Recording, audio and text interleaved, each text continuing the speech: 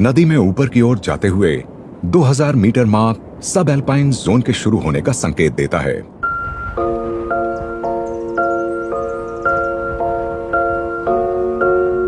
यही वो इलाका है जहां साउथ अफ्रीका का राष्ट्रीय रत्न पाया जाता है। ये प्रोटिया का फूल देश का राज चिन्ह है।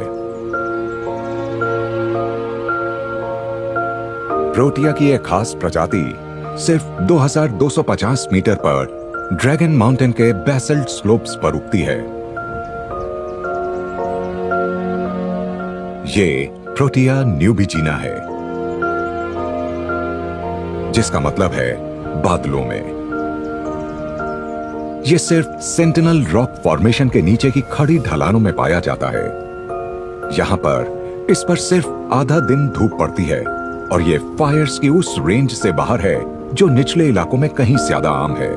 उगने के लिए इतनी सारी शर्तों के कारण ये पौधा बहुत ही सीमित संख्या में पाया जाता है।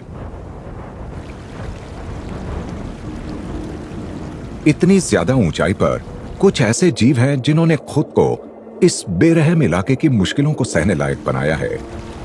मलूती रिवर फ्रॉग उन बेहद साफ धाराओं में रहता है जो सब एल्पाइन जोन में से बहती हैं। इस साफ पानी की वजह से सभी जीव शिकारियों को आसानी से नजर आते हैं।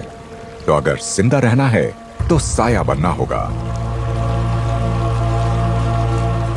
मलूती रिवर फ्रॉग ने खुद में वो क्षमता पैदा की है जिससे ये साफ पानी में भी नहीं दिखता है।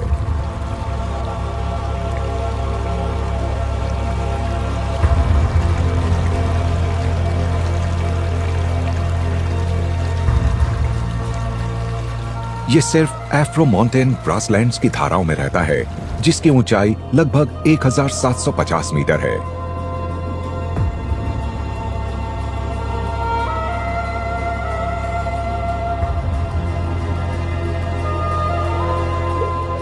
यहां ये ठंड को अपने साथी की तरह इस्तेमाल करता है और यहां ऊपर ठंड का साथ मिलना बहुत बड़ी बात होती है।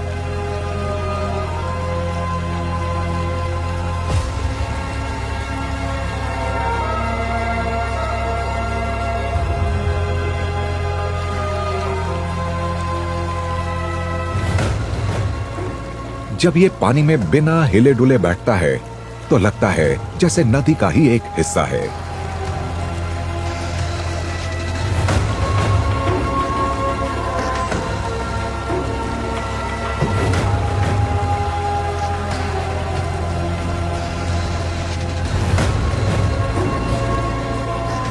मलूती रिवर फ्रॉग, जो अन्य जीवों की तुलना में कम तापमान पर जीवित रह सकता है, उसे संसाधनों के लिए जूझना नहीं पड़ता है। पर क्योंकि इन धाराओं में खाने के लिए कुछ खास नहीं होता, इनको अक्सर खाने की तलाश में ड्रैकेंसबर्ग के ऊंचे वाटरवेज में लगातार दूर दूर तक का सफर तय करना पड़ता है।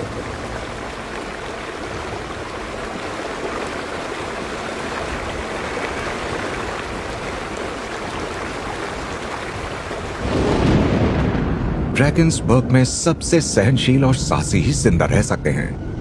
और ये पहाड़ जितना बेरहम है, इसे बनाने वाली शक्तियां भी उतनी ही बेरहम थीं। मैग्मा और बेसॉल्ट से 2 करोड़ सालों में बना ये उन जियोलॉजिकल शिफ्ट्स की एक निशानी है जिन्होंने उस दुनिया को बनाया जो आज हमारे सामने है।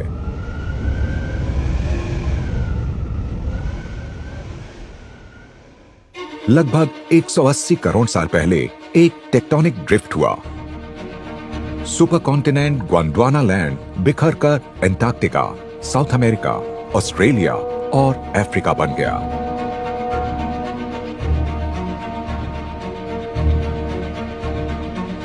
पृथ्वी के क्रस्ट के नीचे से मैग्मा निकला और फैलते और ठंडे होते समय जमता और आपस में मिलता गया।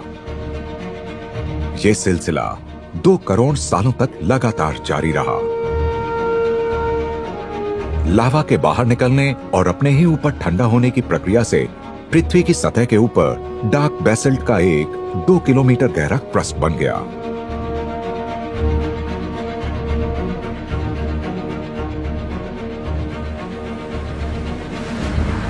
वो अचानक जाकर समुद्र में गिरा। फिर लगभग अरबों सालों तक हवा और बारिश ने पहाड़ को तराशा और वैसा बनाया जैसा आज ये हमारे सामने है।